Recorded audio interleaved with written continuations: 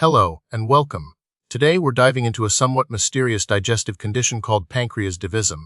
It's a congenital anomaly, meaning it's something you're born with, that affects how the pancreas drains its digestive enzymes.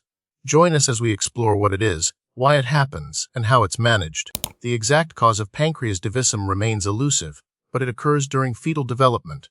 Normally, the pancreas forms from two separate ducts, the dorsal duct and the ventral duct. As the fetus develops, these ducts are supposed to fuse together, creating a single main pancreatic duct, also known as the duct of Wirsung. In Pancreas divisum, this fusion doesn't happen. Genetic factors are suspected, but no specific genes have been definitively identified as the cause. Now, let's talk about what happens when the pancreatic ducts don't fuse properly.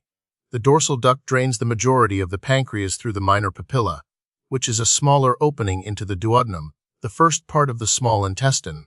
The ventral duct, which normally forms the lower portion of the pancreatic head and the main duct of Wirsung, drains only a small portion of the pancreas, if any, through the major papilla.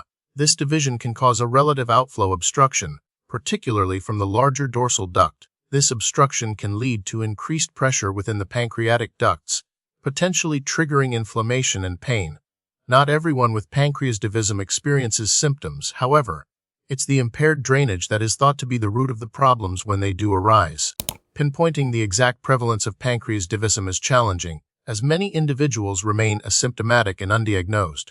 Estimates suggest it's present in anywhere from 4 to 14% of the general population, making it one of the most common congenital anomalies of the pancreas. However, only a fraction of those with the anomaly actually develop symptoms or complications significant enough to warrant medical attention. Many individuals with Pancreas divisum experience no symptoms at all. However, for others, it can manifest in various ways. The most common symptom is abdominal pain, often in the upper abdomen. This pain can be intermittent or chronic and may worsen after eating. Some individuals may experience recurrent episodes of acute pancreatitis, which is inflammation of the pancreas. Other less common symptoms can include nausea, vomiting, bloating, and diarrhea. In severe cases, chronic pancreatitis can develop, leading to malabsorption and nutritional deficiencies. Diagnosing Pancreas divisum often involves a combination of imaging and endoscopic procedures. Magnetic resonance cholangiopancreatography, or MRCP, is a non-invasive imaging technique that can visualize the pancreatic ducts. Endoscopic retrograde cholangiopancreatography, or ERCP, is a more invasive procedure where a thin, flexible tube with a camera is inserted through the mouth and into the small intestine to directly visualize the pancreatic ducts and bile ducts. Pancreatic function tests, such as fecal elastase, may also be used to assess how well the pancreas is functioning. A secretin stimulation test, which assesses the pancreas' ability to produce fluid, can be performed during ERCP or RCP. Pancreas divisum isn't typically classified into different types, as the primary characteristic is the failure of the dorsal and ventral ducts to fuse. The severity of symptoms, however, can vary greatly from person to person, influencing the management approach. The treatment for Pancreas divisum depends on the severity of symptoms. For those with mild or no symptoms, no specific treatment may be necessary. Management focuses on symptom relief for those experiencing pain. Pain medications, such as analgesics and, in some cases, nerve blocks, may be prescribed. Dietary modifications, such as a low-fat diet and avoiding alcohol, can also help reduce pancreatic stimulation.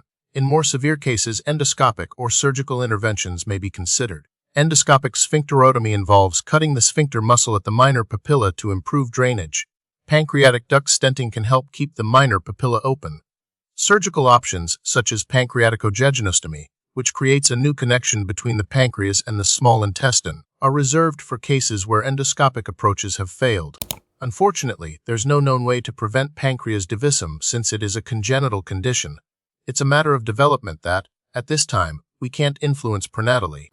The prognosis for individuals with Pancreas divisum varies. Many people live their entire lives without experiencing any symptoms or complications. However, for those who develop symptoms, the prognosis depends on the severity of the condition and the effectiveness of treatment. With appropriate management, most individuals can lead relatively normal lives. Recent research is focusing on identifying the specific genetic factors that may contribute to Pancreas divisum. Additionally, studies are underway to refine endoscopic and surgical techniques for improving pancreatic drainage and reducing the risk of complications.